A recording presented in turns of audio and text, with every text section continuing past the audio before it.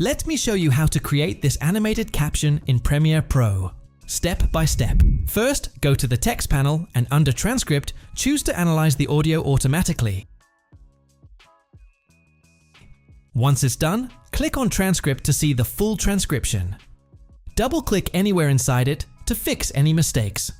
When everything looks clean, click Create Captions and open the settings. Set the maximum character length to 17 and change the lines to single. Then hit Create Captions. Your captions will now appear above your clip in the subtitle timeline. Next, highlight all the captions and go to the Properties panel. Under Align and Transform, center the text.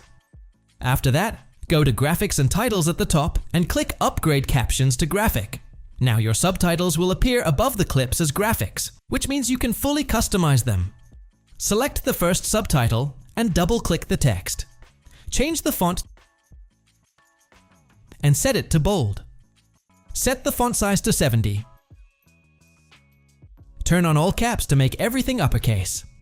Scroll down and adjust the last 3 shadow settings to 15, 15, and 170.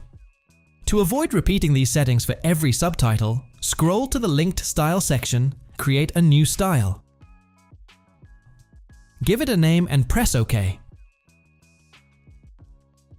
You'll now see the saved caption style in your project panel. Highlight all the remaining captions and drag and drop the style onto them so they all match. Now let's animate it. Highlight the first caption and go to the Effects panel. Search for Gaussian blur and apply it. Then drag and drop the transform effect onto the same caption. Open Effect Controls and move to the first frame of the caption. In the transform effect, create a keyframe for position and slightly move the caption downward. Move close to the end of the caption and reset the position using the reset arrow. Select both keyframes, right-click, go to Temporal Interpolation, and choose Ease In. Then open the small arrow under Position and drag the right marker all the way to the left to create a stop-motion feel. Now the caption starts fast and ends smoothly. Go back to the first frame and set a keyframe for opacity at 0 inside the transform effect. Move the playhead almost to the middle and set opacity back to 100. For the final touch, open Gaussian blur. On the first frame, set a keyframe with blurriness at 35. Move to the same point as the second opacity keyframe and set blurriness to 0. Select both keyframes, right-click, and apply Ease In again.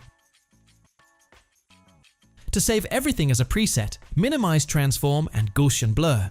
Select both effects, right-click, and choose Save as Preset. Give it a name, leave the setting on scale, and click OK.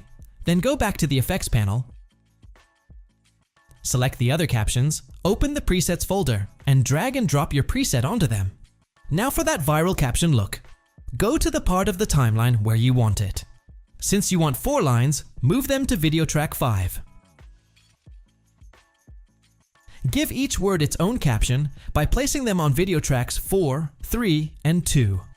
Use the text tool to delete unnecessary words so each caption contains only 1 word or phrase. Switch back to the selection tool and extend all captions so they match the length of the last one. Start scaling and positioning each caption for the final stacked look. Use the lock button to lock tracks you're not working on to avoid accidental movement. Adjust each word size and position slightly so they stack neatly. Once everything is aligned, unlock the tracks and preview the result. Because repositioning can affect effects, go back to Effect Controls and delete the effects from all captions. Then select them again, go to your Presets folder, and reapply the preset for clean, correct keyframes. To finish, change the color of a specific word by going to the Properties panel. Scrolling to Appearance, clicking the white fill color, and choosing any color you prefer. You can also adjust caption lengths if needed. That's it for this video. Make sure to subscribe, and as always, I'll see you in the next frame.